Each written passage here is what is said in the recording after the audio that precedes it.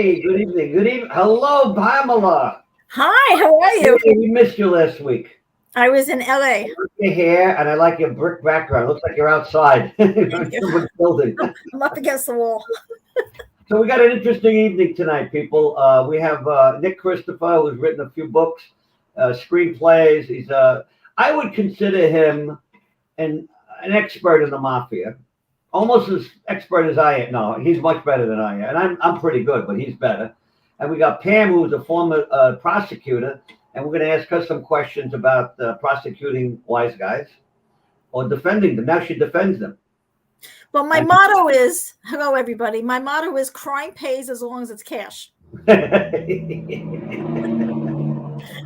So I used to be a prosecutor, but I've been a criminal defense attorney for the makes last more money. You make more money doing it because, yeah. for the last 25 years. Yes, yes, yes, yes, yes, yes, yes. So, one of the reasons I picked this topic is because in the newspaper just the other day they had a Kitchen Confidential about a guy named David Ruggiero who claims that he retired from the mob because his son got, I don't know, he did like probation for stock fraud or something like that, and then his son died or overdosed. I mean, everybody has an excuse. So, and Dick Christopher is going to talk about some of the things we're going to talk about tonight. And Pam, this is a question for you. You get a guy, you're going to prosecute a guy for a crime, but you want to know who he's working for, who's involved with him. So you make him a deal. You say instead of 3 years for robbery, we'll give you 1 year, or we'll give you probation, but you got to tell us who your cohorts are. Is that a common thing to do for prosecutors? No, not all the time. Because usually what you want to do is see, first of all, you have to ask them if they want to become a confidential informant. CI. Right, a CI.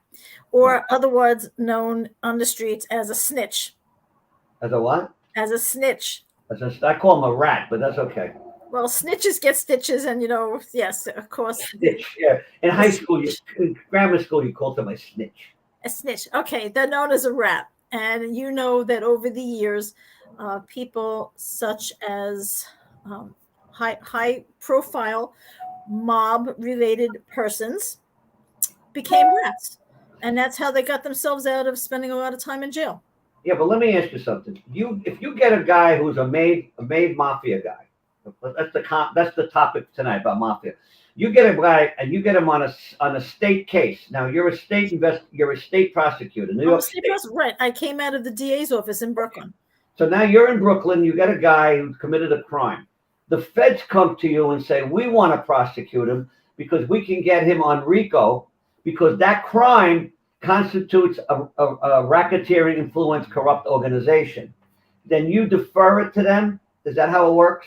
Well, usually what ends up happening is once the feds come in, the feds usually take precedence over a state case. Right.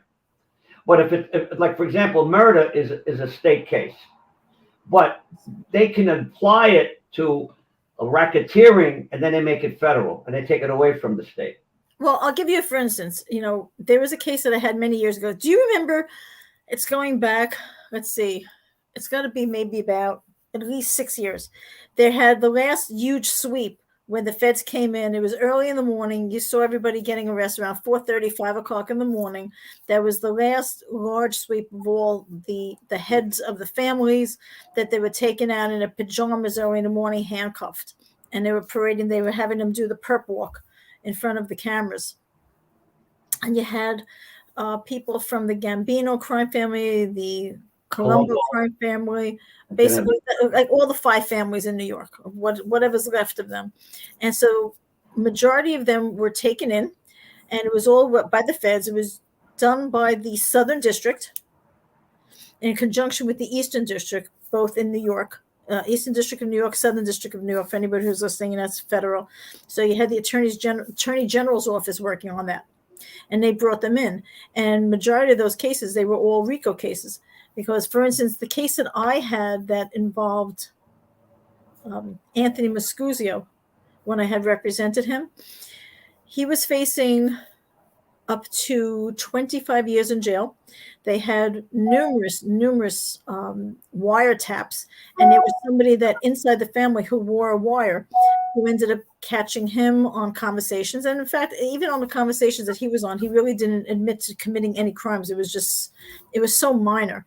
But all the other players that were involved, and it had to do with, for instance, breaking into and taking merchandise from Best Buy, and it was interstate trafficking of stolen property.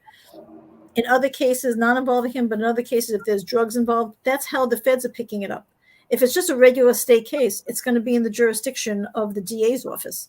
Once it's interstate, or it involves racketeering where there's wiretapping, wire fraud, That is federal, yeah. then it becomes federal. By the way, I had one of those guys arrested was a client of mine. Here's the funny thing. I wanted to bring this out. All the times I've worked on organized crime cases, it's always the same thing. Vinny, we want you to find out what you can about the informant. We want to find out any dirt on the informant, and we want to find out, stuff like that. And usually, the informant is dirty like they are. So you're not finding anything new, and it's just, I call it verbal masturbation, because all they're doing is they want to get something, and they know you're not. They know the feds got them, and what they do is they try to make it look like they want to fight the case, and they wind up pleading it out anyway, because 95% of the feds win their cases. Am I correct? Yes, because 99% of those cases are never even tried. They're So, put yeah, down. So I had a case recently where they arrested 46 mob guys. This is about 4 or 5 years ago, and they're mostly one family, but they had some other. Because what happens is they bring other people in on the scam, whatever the scam is, whatever the racket is, they bring other people in. True, but they also want to see the low-level ones. Right, the low-level ones are usually going to cave in. Yeah.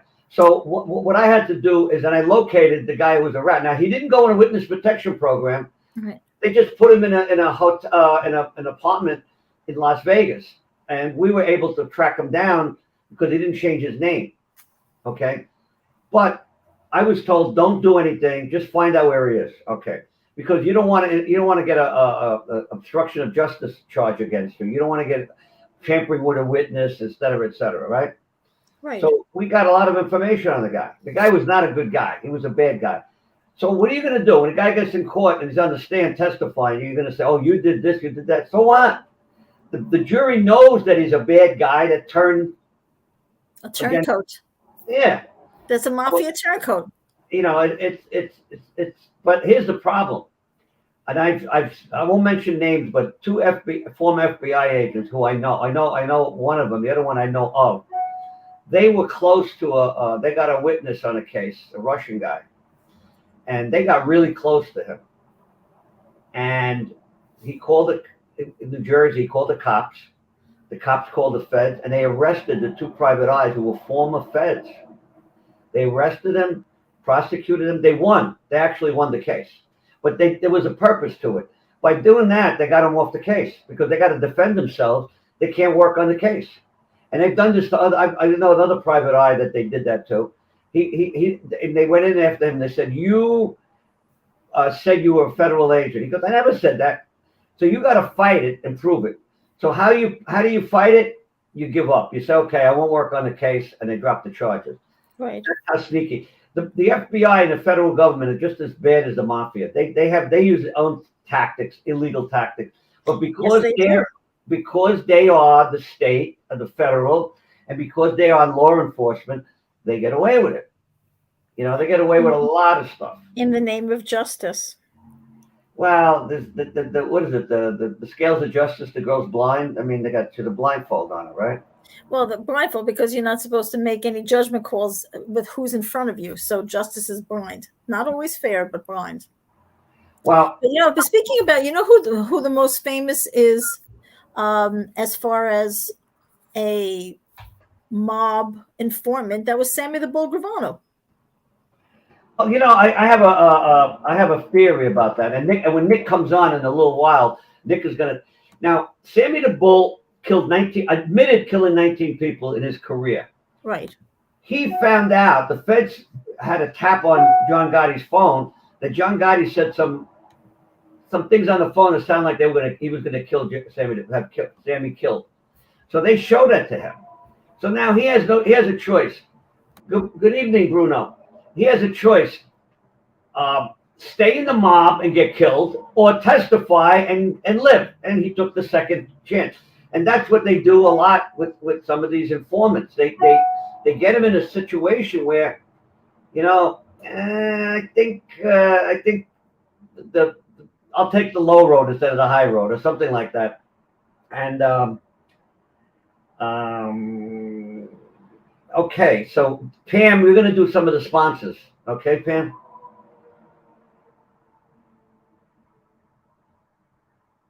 Oh, okay, I'll do the sponsor. Okay. What's the first sponsor? Oh, Medicare, Medicaid. This guy, Mark Turner Insurance, is very good. If you got anybody listening to this that has any insurance concern, call this guy. He really, really is good. He knows his stuff. That's all he does. Who's the? Oh, and Cash for Cars. This is a guy has right now. It's very hard to find used cars. Everything is like hard to find, and the new cars are like 25-30% over manufacturer's list price. So the used cars are selling like crazy. He buys them and he sells them. He's in Staten Island, but he works all over the New York City area. 917-238-1640. Ask for Michael. And who else we got? Oh, all right, we'll get some more later. I'm back. I just had to get myself. Sponsors come on later. You get hungry. Pam gets hungry when we because you still haven't sent me any cannoli. I told him, but we didn't know if you were going to be in New York or LA this week. So okay, so let's bring Nick on. Okay, you want to introduce him, or you want me to? Well, I would like to introduce him. We'll do it together. Our next guest is the very renowned Nick Christopher. He is an author of many books and articles having to do with the Mafia. He's also been on television programs, and he's also been in the movies. So with a warm welcome, Nick Christopher. Nick Christopher. Hi, guys. Nice to be here. Thank you for joining us, Nick. Oh, my pleasure. Thank you. Okay. I'm glad we got you. Last week you were in LA with Pam, and we got kind of discombobulated. By the way, were you guys at the Oscars? No, I was going to go to the Oscars, but I was afraid with my comments and my jokes, I didn't want to get smacked. So I decided, I figured that was a fake snap anyway. That was a fake snap. Snap. Okay, Nick, what do you think about that smack? Like I mentioned to you earlier, I believe it was set. It was staged. Yeah. To get their ratings up, because their ratings are tanking, which I'm glad they are. And I don't watch the Oscars anyway. I haven't bothered. I watch it. I watched the reruns of the fight, of the bullshit fight that they had. Yeah, well, like you mentioned earlier, Will Smith is a lot taller and bigger than. Yeah, he could have knocked the crap out of him if he wanted. He could have knocked him on his feet, but that didn't happen. So I think it was kind of set up. I'm not saying that Chris Rock said anything that was nice, but like the other gentleman said, Anthony, earlier, that it is kind of scripted what they say in the Oscars. So he's probably right. That this was, they knew this was it was set up. I believe that. Yeah. Even though it was very, it's a sad case of how the level that it went to right now. Very, very classless. So it doesn't really surprise me, to be honest with you. Going back to the history of comedy, Don Rickles got away with so much of how he used to single people out in the audience and everything. And I don't think what Chris Rock said was so offensive, assuming he didn't know that she had this medical condition. But he didn't say anything that was so offensive. I don't think so. But for him for Will Smith to get up on stage and say what he said from the audience is just really crass, very low class. You have people from around the world watching this, people with their families and kids. Everybody went into such an uproar when Janet Jackson's nipple popped out during the halftime show. Parents were acting like their children were the best part of the show. Parents were acting like their children were going to have to be on PTSD, have PTSD, for their kids. But it was ridiculous. It was really ridiculous. But, Nick, the reason why we brought you on is because you are, first and foremost, what we'd like to consider an expert on this topic tonight, having to do with the mafia and the demise of the mafia. So we brought you on because we'd love to hear from you what your opinion is on this, since you've been writing about this for a very long time. Sure. Well, on the topic of their demise, which you just mentioned, that is definitely the fact. They're especially in America, the five families, so forth, and different families around the country. They are on the outs pretty much. I wouldn't say that in Canada. Canada's still pretty strong, and Sicily, they're pretty strong over there as well. The Negrata and the Camorra. Not so much the traditional mob in Palermo. It's more like the Calabria in that area. Are still very powerful to this day, but here in the States, no. Ever since the fall of John Gotti and what he kind of brought onto the family, even though I like the guy, but what he did, he was too flamboyant and too. This is supposed to be a secret society. It's supposed to be underground. You're not supposed to be that visible. So, and because of that fact, and after John went away, the mob in general in America kind of went backward. They went backwards. They went underground. You don't hear much about them anymore. You don't see them in the papers anymore. It's not, they're very quiet. They're not that visible anymore. You don't hear guys getting whacked on the weekends, or it doesn't happen no more. You don't see it. And because they made a statement, so to speak, that after John went away, no more outside and social. All the social clubs are closed. There are no clubs anymore. There's maybe 3 that I know of in Carroll Gardens. That's it.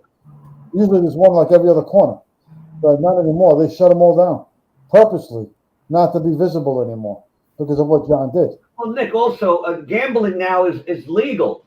You got sports betting, gambling. They're not prosecuting prostitution. They're not prosecuting a lot of the crime.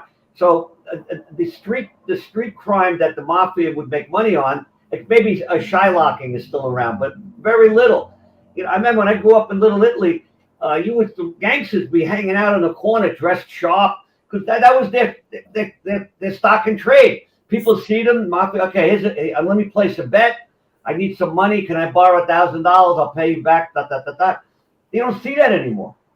Well, it's not visible. You're right, Vinny. It's not visible. Yeah, but it's still, but it's underground, definitely. Yeah. Well, somebody needs a loan. Somebody needs a loan, right? Let's say $100,000, whatever the case may be, and a bank just can't give it to them. They won't give it to them. Where are they going to go? They're going to go to the local wise guys. They're going to find out where to go to get the money. So the loan sharking is still there. It's still around. Gambling is still around. Usually on the internet. Offshore betting is still around. Because a lot of people don't want to pay taxes on the gambling. Wow. So where are they going to go when they don't pay taxes? To the wise guys. Where else? Yeah. So it depends how degenerate the person is. It really all depends. But pornography is still out there. The gambling, pornography, shylocking, you just don't see guys whacked anymore. That doesn't happen. Only what happened in pornography. I had a client that I won't mention names, but the magazine I was working for, and what happened was they were taking. They had a porno. They started with the pornography, and you go in and you give a credit card and whatever, and they were banging out these credit cards, and they got caught. That's racketeering. They got caught for that. And as a matter of fact, one of the guys from my old neighborhood, really nice guy, and he got caught up in it. He was making $25,000 a week off the books, and they caught him. Eventually, they caught. People complained, said, "Hey, why am my credit card being charged?" They figured that a guy who's using a credit card for an 800, 900 number, one of those masturbation lines or whatever you want to call it, is not going to go to the police because he's embarrassed. But they went and they complained, and the guys got in trouble. So I think a lot of the scams and the rackets that over the years they're played out. They got to find new rackets.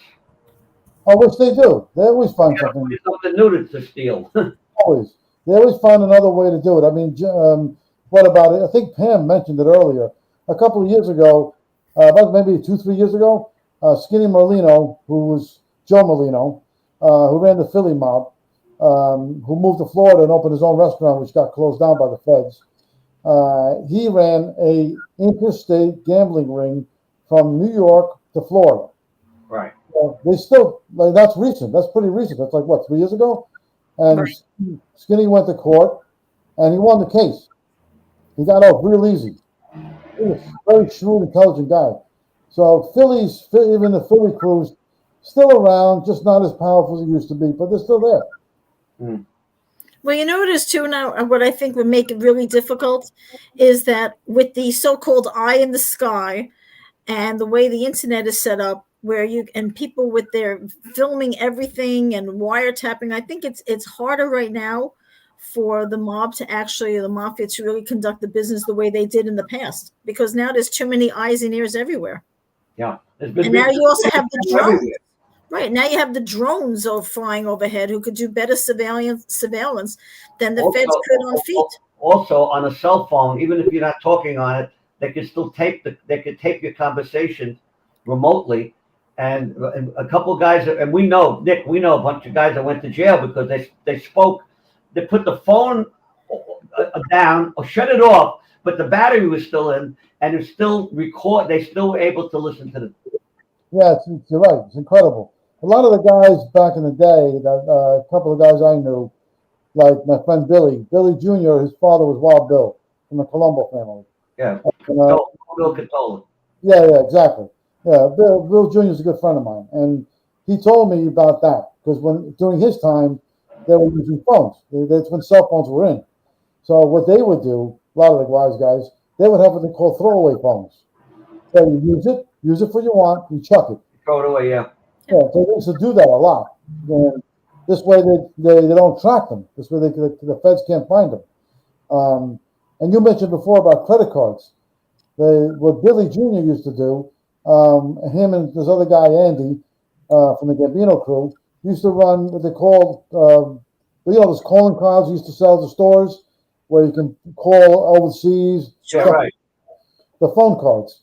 So they had a big racket going with them where people would buy the phone cards for like $5, $10, whatever the price may be.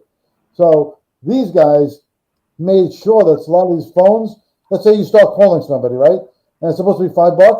The next time you call, it's like $3. That means like $1 left over. You're like, wait a minute, I only used it. I just used it. So they made, I don't know how much money. They used to bring garbage bags full of money on the phone cards that they would dish out to different communities. Whether it's Billy worked with a lot of the Greek guys, my people, out in Astoria. They sent phone calls to the Greek neighborhood, the Latin neighborhood, and the Italian neighborhood, and they made a shitload of money. Forget about it. Right, those calling cards are used also in a lot of the Latino communities, the Haitian communities, because they call back to the islands to speak to people, right, to their family members and friends. That's where it was really big.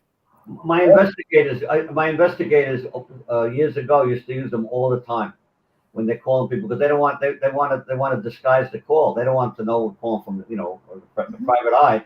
You call up a hotel trying to find out if someone's cheating on or whatever the case may be. You don't want them to be able, because you can't trace those cards unless it's like you said, program for the feds to listen in. That's very clever, by the way. That was a very clever thing they did. Well, you know what makes it difficult? I remember in Pelham Parkway in White Plains Road in the Bronx, which everybody used to hang out. We used to hang out there. There was 2 pay phones that you didn't have to put money in. They always worked. Guess what? They were the police department's phones, so they can listen, and people would call and make drug deals. Unbelievable. You think it's stupid, you think it's funny, but people will, just like every day you get these guys calling up that there's something wrong with your computer. They get on the computer, they tell you that they're from the IRS and that you're going to get a warrant if you don't pay, and they get people to give them calling cards or prepaid credit cards over the phone, and it's amazing what people can do. That's something that these guys would probably be in on. You know, the prepaid cards, like you just said, things online. I mean, strip clubs. A lot of the guys still run a lot of those places. They use them as fronts. They still do that. That still happens. You know, Vin gets stuck in those places sometimes. But Well, listen, there's a scam every minute. There's a new scam coming out. Let's face it. sure. And we have a criminal mind. That's what you do. That's the way your mind works. Now, a guy who's into computers, his mind works differently. He's always figuring out a new angle, how to make a computer better, how to do better software, different like a guy like Elon Musk. He's always got his mind is always going. He's always got some new invention. That's his thing. But a guy who's a criminal, he'll think of a matter of fact. There was a guy. He's dead now. I could talk about him. His name was Vinnie Teresa. I don't know if you remember. Oh, Vinny was Raymond Patriarca, the godfather of New England. Okay, this guy was not a made man, but he got the respect of a made man because he made money. He would walk in. This guy had a knack. He could walk into a department store and figure out a scam within minutes and put it into and make money. So they loved him. That's why they made him. They made him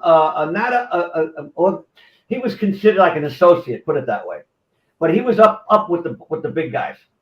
But he was a degenerate gambler. One day I was reading the book about him. He made a $500,000 score in like 2 hours with some scam.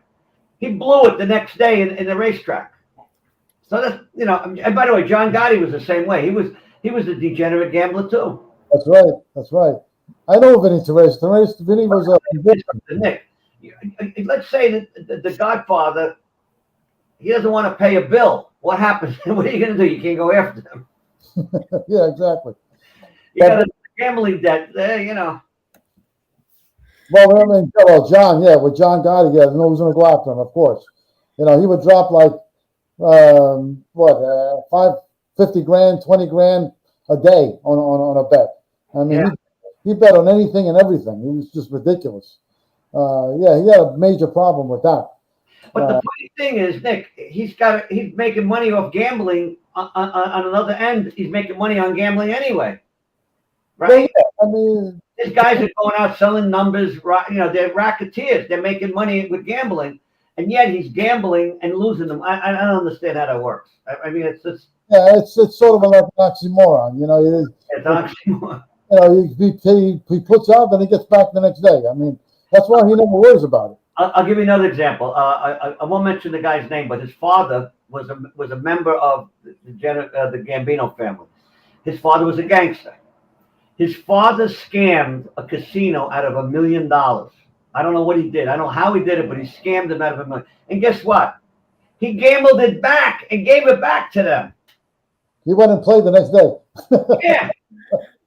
I don't understand. It's because gambling is an addiction, no matter who you are. It's an addiction. It's an addiction. That's for sure. But it's something interesting. You spoke earlier with Pamela about prosecutors and stuff like that. You were talking about before and talking about CIs, right? Yes. Well, I'm gonna ask Pam this question because it's an interesting thing, and because Vinny made a point about the feds. How they're just as bad as the mob. Oh yeah. Yeah, so I got a very good friend of mine. His name is Nicky D. They call him Nicky Slick. He is from the Philly crew, and he's a made guy, and he's doing life right now for a crime he didn't commit, no less. I know everybody says, you're a criminal.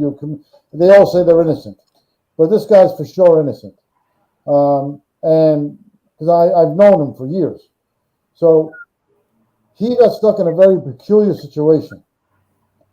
He was out with 4 guys one night, and they're all wise guys, all of them. I mean, but he was the only made guy there. So they all went into this nightclub called Club Deco in Philly, in South Philly. And 2 of them walked through the front entrance, 2 from the back entrance. The front entrance had a metal detector. So Nicky and this other guy walked through the front. So obviously he wasn't carrying anything. Right. The 2 other guys went through the back, and one of them was carrying a gun. The one who was carrying a gun actually was supposed to get killed that night, no less. So they walked into the club, and the guy with the gun, we call him Blondie, shot another guy on the dance floor. And after he shot the guy, he gave the gun to Nicky because he's a superior. That's the way that's protocol. And as they're running out, Nicky ditches the gun. The cops come, and people point out to who these guys are the ones that did it. So they picked up Nicky because everybody started scattering. So they picked up Nicky because obviously they recognize him. 3 witnesses went to the police, and they took statements. And they described the shooter as 6 foot tall, Yankee bomber jacket, and blonde hair. They arrest Nicky. Nicky is my height, 5'7", brown hair. Nowhere near the description. Okay? They take Nicky to court. Now, during the trial, the 3 witnesses I just told you about never shows up. One leaves Philly. The other 2 don't want to come in. They convict Nicky on murder because the guy that got killed, no less, that was shot in the club, was taken to the hospital. He was still alive when the cops came, and they never questioned him. They never asked him for a description of the shooter. Yeah, they didn't even ask him. So how do you? This guy's still alive. Why you don't ask questions? So the guy passes away, obviously, in the hospital. The witnesses disappear. They don't question the guy in the hospital. Later, we find out. Well, me with investigating and trying to find out, with the help of Nicky, I find out that Blondie is a government informant. So they were protecting him because a government informant is not supposed to shoot nobody. I lost you guys. Can you hear me? Oh, okay. So like I said, the government informant is not supposed to shoot nobody. Not supposed to commit any crime. Just gather information. Am I right, Vinny? So yeah. You're 100% correct. So this guy, my friend Nicky, has been doing life all this time so that the feds can protect this government informant. I've heard of that before with other cases too. Matter of fact, talk about Greg Scarpa. Greg Scarpa was an informant for the FBI for like 30 years. Another one over there. And he killed Nicky Black That's right. on the Belt Parkway. Listen to this, Pam. I don't know if you know about this. No. There was the war going on in the Colombo family. So Greg Scarpa asked this guy, Nick, says, can we meet and straighten this out? And when they went to meet, he called the Fed and said, take off the surveillance on this guy, Nick. The reason he did it is because he killed him when the cars met. Like, the 2 driver's sides come together near the highway. Right. He just shot him. Yeah, Nicky Grancio. That's his name. Now, when I worked, during that time, I had a partner, a very dear friend of mine, Nick Basile, great guy. He grew up with all the Colombo. He lived in a neighborhood with them. He worked on one side of the family. I worked on another side. Now the war is over. Now they're all scrambling to stay out of jail. Who became a rat was unbelievable. He used to come back to the office mad and depressed. I said, what's the matter? He goes, I just found out that so-and-so is a rat. This guy's one of the toughest stand-up guys you ever want to meet. But you know what? When the feds make a deal with you, and this is my reasoning. The man is 45 years old. He's been in the mob for 20 years since he was a teenager, all right? He's made money, did that. Now they got him. They got him on RICO. They got him on racketeering. They got him as a co-conspirator on a murder. They got him for 25 years. They say, you testify against your guys. We'll give you a sweetheart deal. We'll put you in a program. You'll do a light 5 years in a minimum prison. And they take it. Matter of fact, one of them that testified against one of my clients was Carmine Sessa. I don't know if you remember him. Remember we talked about it in a diner one night. Carmine Sessa, one of the toughest guys craziest guy you ever want to meet. The same thing. They made a deal with him. Hello, let's make a deal. Who were the 2 brothers in the Colombo family that one of them testified but wouldn't testify against his brother? You remember which one they were? His brother? Yeah, the 2 brothers. And he told the feds, I will testify against everybody except my brother. And they let him do it. He didn't testify against his brother. Oh, Anthony Rotundo. Rotundo, okay. Yes. Yeah. I think it was Anthony. I believe Now, so. I got to tell you something, Pam. Nick knows his shit because I know my stuff. He knows more than me. Nick, how many years have you been involved in investigating and writing about the head of the families and all the crimes involved? Well, I've been writing since I was a kid, but No, I as do, long as I know you, Nick, you were always on top of this. I know you about 25 years. yeah. From Brunelli's. I met you in Brunelli's. I don't know if have you ever been to Brunelli's, Pam? No, what is that? Brunelli's was a restaurant that was on Wednesday nights was the hot. Monday night was a China Club. I don't know if you remember. China Club was Monday night. All the celebrities. Wednesday night was Brunelli's. Now Russ Brunelli's a friend of mine. I didn't even know he owned a restaurant until I went there one night. What you had there was gangsters, wannabe gangsters, models, wannabe models, actors, wannabe models, and then you had wannabe wannabes. You had the hangers on. But it was a hot place to go, right, Nick? That's right. We always had hot chicks. We always pick up girls there. That was, and I filmed my first TV show in there for Parco PI. Remember, I did a Halloween. We did a Halloween skit there. It was, and then at midnight they had a table for the transsexuals. They used to come in at midnight. Now I got to tell you, some of them were like, remember Nick? Some of them were horrible. Some of them were gorgeous. One of them looked like Claudia Schiffer, actually tall, blonde, just like Claudia Schiffer. But you know how, as a woman, you know how hard it is to maintain that look, especially when you're a man and you become a woman. And they used to pick up straight guys in the club, straight guys, married guys. But to them it was okay to go with, I don't know. One of them tried to pick me up one night. And she said, I've been flirting with you for over a year. I said, well, she goes, I have a rule. Said, what's your rule? I said, I don't go out with any girl with a bigger penis than me. She goes, I got 9.5 inches. I said, oh, that's it. I rest my case. True story. But it was an interesting place. Now, Sonny Francesi was there a lot. Yep, there he was. Yeah, he was there, and a couple. Yeah. I remember. Yeah, a couple other guys that I knew were there. All these guys are dead, so we can talk about them. And, but what do you think? What do you think, Nick, is the reason why that there's a decline right now in organized crime and with the 5 families? Is it because of all the police involvement and the surveillance and how technical everything's gotten as far as, let's just say, the cell phones, drones, and how that's all involved? Do you think that has an impact on it, or because so many of the older crowd have died off or they're in jail? Well, it's a combination of a lot of those things, Pam. I think John, like I was talking about earlier, John Gotti's flamboyancy is one of the reasons why they went so underground. Surveillance and other. The feds got smarter. The feds have gotten smarter and smarter, and technology has given them options of how to catch guys doing things. So a lot of that has to do with it. And informants is very important. Yeah, informants as well, like the ones. But what about also, like, say, for instance, the legalization of marijuana? Now the fact that Mayor De Blasio and Governor Cuomo had decriminalized sex work, so prostitution now is not even being prosecuted anymore. Do you think that has a lot to do with it? You still have pimps. Well, you know what? To be honest with you, Pam, I think things like you see. Let me backtrack to just answer one question that you asked.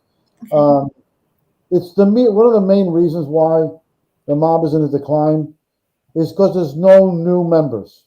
There's nobody coming up no more. The old guard is fading away. There's no young kids coming up no more like back in the day. When I was growing up, like Vinny was growing up, we had guys in the corner that wanted to be wise guys. I wanted to be when I was a kid. I got very close to getting involved in that life. But that you don't see that anymore because all the kids now are going to college. They're getting involved in the corporate world. So the mob families don't have any recruits. There's no recruits coming in. Nick, let me interrupt you. They don't want their kids to get involved in this. I got to tell you a story. It's true. They want their kids to be doctors and lawyers and accountants. They want them to do, if anything, they'll do it legally as opposed to the way, dad and grandpa did it. Well, I'm not talking about the mob fathers and their mob sons. I'm not talking about that. I'm just talking about generally speaking. Right. Back in the day, in the Bensonhurst area, Dyker Heights, Howard Beach area, there's a lot of kids that wanted to be wise guys. They looked up to the, guys like Gotti and Sonny and all them. They looked up to them.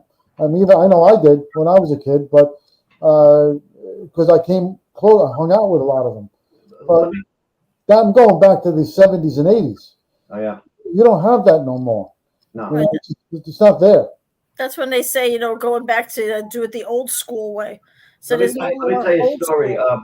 Wild Bill Catola was at a meeting with John Gotti, and John Gotti was bragging that his son just got made. That's right. You know what Wild Bill said to him? I feel bad for you. I'm sorry for you. Sorry to hear that. Yeah, that's true. Yeah, I'm sorry to hear that. That is true. That's right. Yeah, and his son never became a mobster. Well, Bill Jr. was never made. He was never a made guy.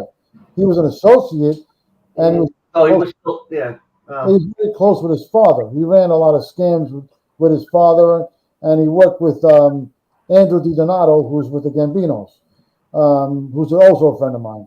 So they worked together. The phone scams, like I just told you earlier. And funny that Pamela mentions marijuana. The amount of marijuana that Billy and Andrew moved was unbelievable. Pounds of it every week. You have any samples left? Yeah, right.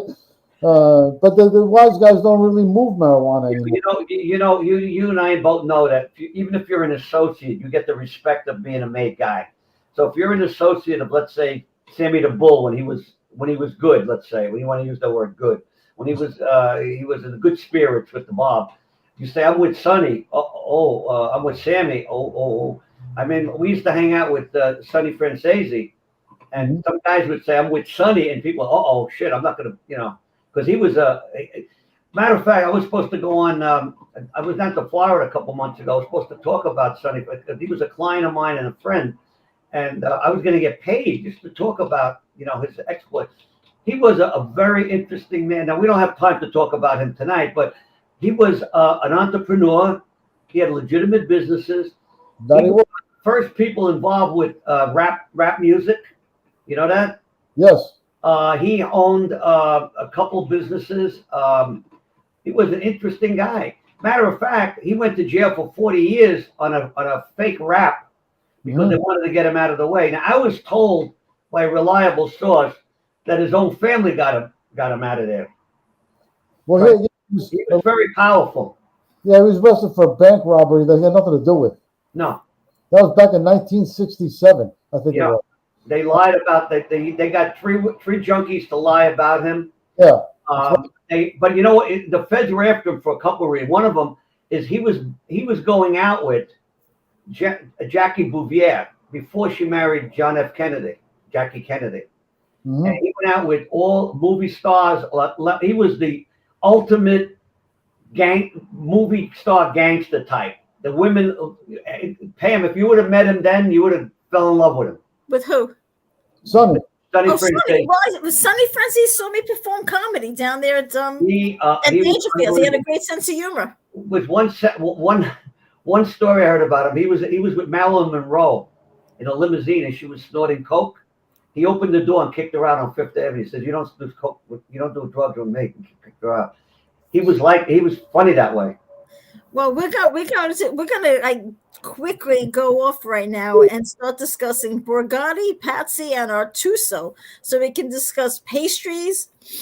Because here we go. One of our sponsors I want to thank is Artuso Pastries at 670 East 187th Street up in the Bronx. They've been making wonderful pastries since 1946. Yeah. And one of these days I will be trying their cannoli. I told Mr. Artuso that I got to bring you some. Now we have the other sponsors. Oh, Patsy. Now I got to talk about Patsy. We need to talk about Patsy. Patsy's it's a pizzeria, but it's part of a chain. They have a chef in there that the food is he's got regular restaurant food. It's It's always packed. You got to make reservations. The place is a gold mine. They make oh my God, I'm getting hungry. Just linguine fra diavolo with seafood. That to die for. I can hardly finish it, and I got a big appetite. It's unbelievable. The food there is really good. Now we got one more, Borgatti's ravioli and egg noodles. They're on 187th Street near Arthur Avenue also. They are known for their best fresh ravioli, egg noodles. They also have all these Italian imports, but they are known for their, and they have the frozen ones too, where you can bring them home and make them. They have them stuff with porcini mushrooms, regatta, all kinds. Oh my God, they're unbelievable. And maybe I'll make. I think I'm gonna have to meet you there for lunch one day with Nick. Yeah, that happened. Matter of fact, all the restaurants on Arthur Avenue, when they have raviolis, they use their raviolis because they're the best. They really are. They're very good. Oh, Dominic's is good too. Who? Dominic's on Arthur Avenue. Oh yeah, Dominic's been around for ages. This is a restaurant where there's no rent, there's no menu, there's no checks, no credit cards, nothing. You eat, you order whatever so what do you got? I got it. Okay. The food comes. How much I owe you? $56. I mean, I used to go there with my wife when my wife was alive. We used to go there. It was hilarious, but the food was unbelievable. Yeah, but it was fresh. So if you didn't order, like for example, one night I was there, wanted a steak. I'm sorry, we're out. Everything is fresh. You know, they don't give any. You know, it's people used to come from Manhattan to go to Dominic's. I'm not crazy about it anymore. It's still good, but there are 8 or 9 other restaurants there in the neighborhood that are probably better. You got Mario's. When I was a kid, the New York Yankees used to. I was about 10 years old.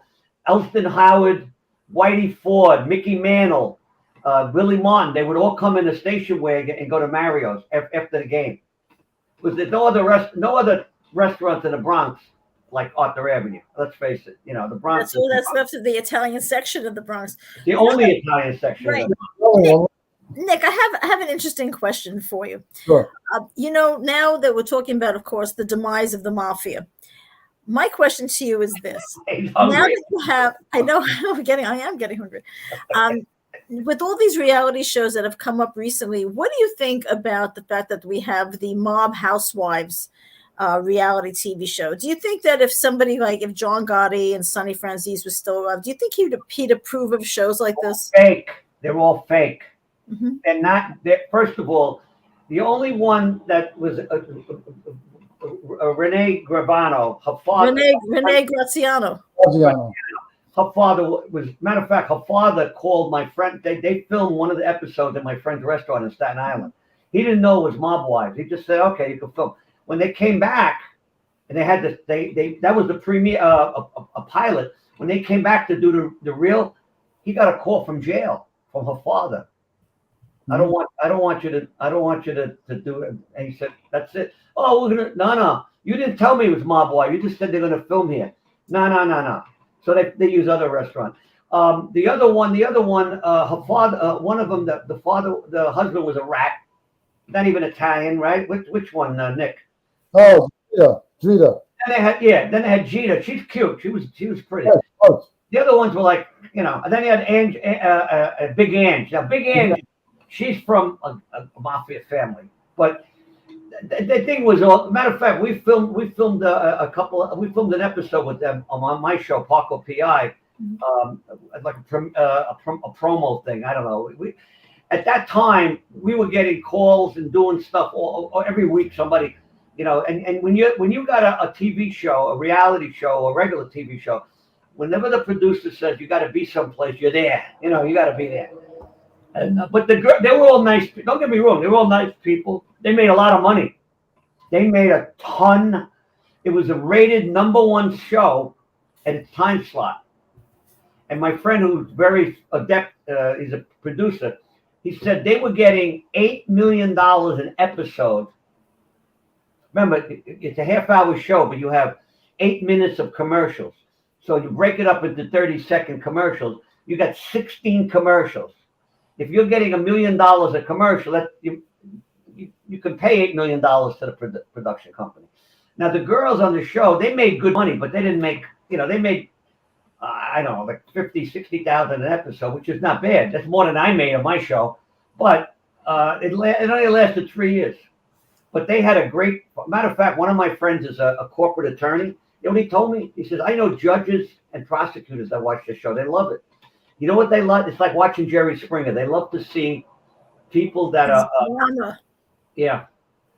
It's drama, Drama. People that they could never aspire to be that low, but they, and it makes them feel better because, oh, wow, look at these people, and all the fights they had on the show, they were all staged. I mean, it's all staged. Well, there was. I know Karen. I know Renee. I know Ramona, Rizzo. I mean, they're all nice girls. I mean, Big Ange, I loved her. She was very sweet. Oh, she's a sweetheart. I ate in her restaurant, Angelina's. Yeah, on Staten Island. Fantastic restaurant. Yeah, it was. Fantastic. It is rather. But to answer Pam's question, would John or Sonny be approved? No, definitely not. I mean, when John passed away, when his daughter Vicky Gotti did Growing Up Gotti, which was a disaster. That was a disaster. Yeah, not that I didn't like Mob Wives either. I was on Mob Wives from one episode. I was on it with Karen. I never watched Mob Wives, to be honest with you. I never watched one show. I thought it was a joke. It's scripted bullshit. These girls don't even fight with each other. I went to a party in the city, and it was all the Mob Wives girls were there. And Big Ange was there. Ramona was there. Karen was there. I think Drita was there also. And they're all hanging out, having drinks, talking with each other. They weren't fighting with each other. That's just to give, to pump up the ratings. Like Vinny said, they want to see, they want to see drama. They want to see people fight with each other. So, but to answer your question, Pam, no, I don't think if those guys were alive, this show probably wouldn't even happen. I doubt it. It's a pretty sad thing that they even do that. It makes them look lower than what. Even though, because most people are not smart like me, Vinny, and you. We know, we can see through the bullshit. We know that's scripted. But, people from the Midwest or whatever, they don't know the difference. They think they love that stuff. They don't, It's true because, something in the middle America, the Bible Belt, the wheat areas, their idea of what they think New York is like and what Italians are like, they think everybody who's Italian is somebody, right, who's either mafia or an Italian woman who's all dressed up with their hair done as a mob wife. Pam, you're Jewish, right? Pam Roth, you're Jewish. I had a Jewish friend, and she had a beef with somebody. She goes, I'm going to get my friend Billy Vitali. I said, who is he? Oh, he's Italian. Well, what is right away to think you're Italian, the mafia. I mean, that's the mentality, Well, it's funny, Vinny, because the mob is not just Italian. You got Jews. I had one of my episodes. I talked about. I'm going to talk about. Pam, we're going to talk about how how other ethnic groups become the gangsters of. Like, for example, the Vietnamese. In the Vietnamese community, they're the gangsters because they know each other. They know. Same thing in Chinatown. Now we in the Chinatown got along good with the Italians down in Little Italy. They always got along good, and they only robbed from their own people. Same thing with the Black Hand, the Italians. When the Mafia started in New York, they shook down their own people. They didn't shook down the Irish. Well, the Irish were the original gangsters in New York City. They did their thing with their own people because they know they can get away with it. And people know I can't rat. This ethnic line boundaries. I think it's called ethnic boundaries. You have the Haitians. They do. Everybody robs their own people. As a defense attorney, I've represented the Albanian mafia. They have the Albanian families. They control different parts. A friend of mine was representing them up in the Bronx and Westchester. I represented them.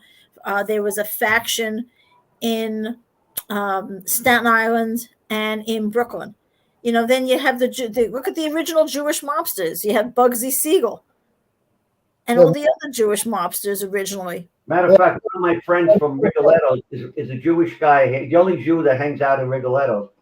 And he wrote I'm helping him with it. He wrote a book about Jewish gangsters. The research he did is unbelievable.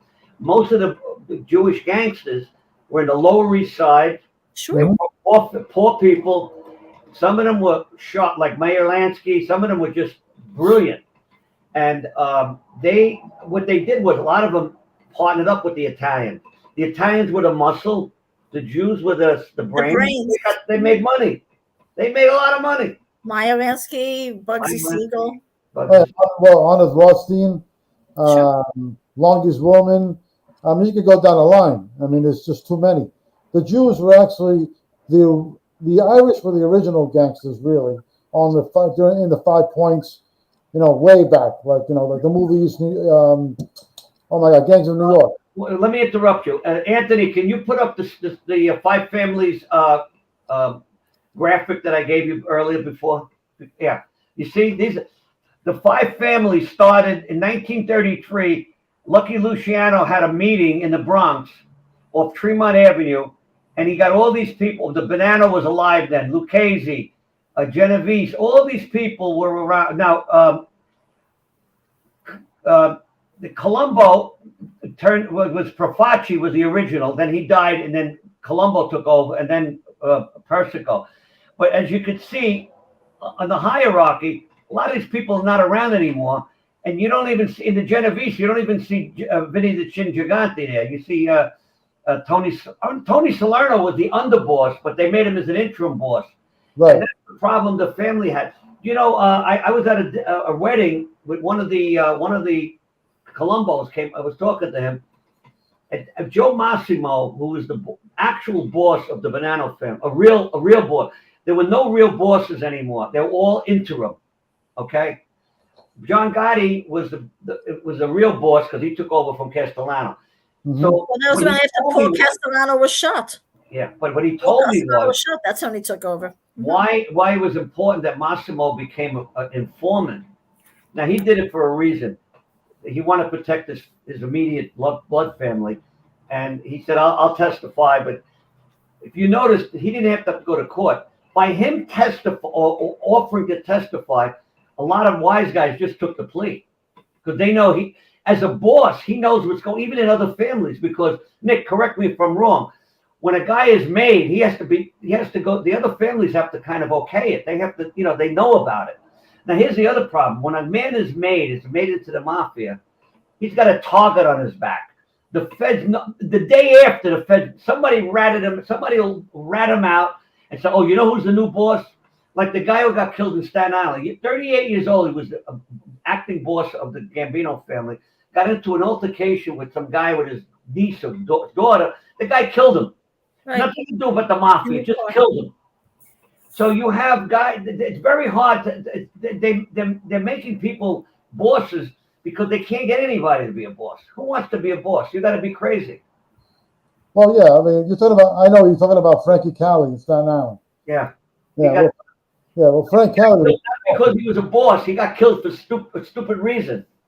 Yeah, because of his niece. Killed him was scared. He said, "I'm gonna get killed. I'm in jail," but nothing happened to him. Oh, the psycho that killed him, the kid. Yeah. Because you never know exactly. There are bosses of families, but it's kind of like acting. They're all acting. Very loose, Carmine Persico was still the boss of the Colombos. Even after the war, he was still considered the boss. Yeah, but he died, so. Well, he died in prison, right? So he caused a big problem when he made his cousin the acting head, and then Scarpa got the other fact. They went, oh, all right. Listen, we got what we're at the time.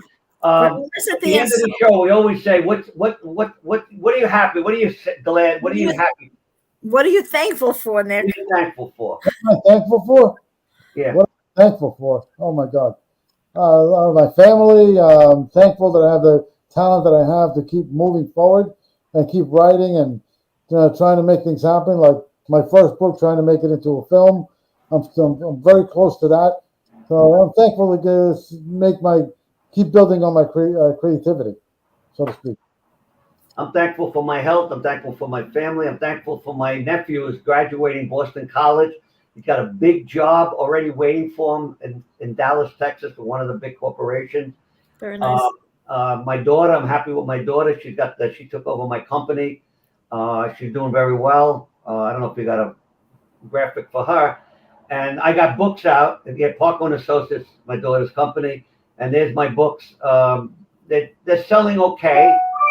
I'm not a bestseller yet, but I will be. I will be. I'm thankful for that. I'm I want thankful. to thank everybody who watch it.